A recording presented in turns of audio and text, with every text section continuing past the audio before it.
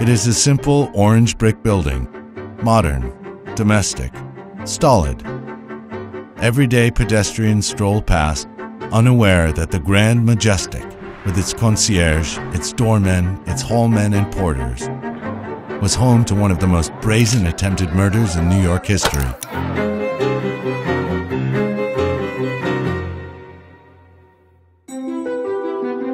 Conceived in the heyday of the Roaring '20s by architect and developer Irwin Shannon, the Majestic was intended to be a towering affair with 24-room apartments and grand views of Central Park.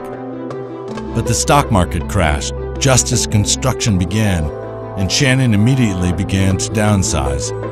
A dozen floors were lopped off, and apartments were scaled back to a more modest and affordable size, 14 rooms at most. It didn't matter. By 1932, not even half the apartments were finished, and the banks, in lieu of foreclosing, tried to collect rent where they could. Still, after the Depression, the Majestic recovered nicely. Milton Berle, Walter Winchell, and Zero Mostel all lived there, but their notoriety was eclipsed by residents like Meyer Lansky, Lucky Luciano, and Frank Costello, who was almost gunned down in the Majestic lobby. In 1957, as he was walking towards the elevator, Costello was approached by the driver and protege of rival Vito Genovese, Vincent the Chin Gigante, who shouted, "This is for you, Frank."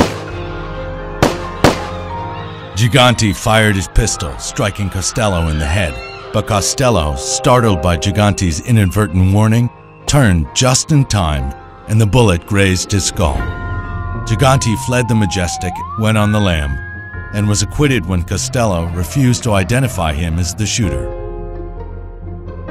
In time, memory of that attempted hit faded, and the Majestic became a standard-bearer of luxury living on Central Park West.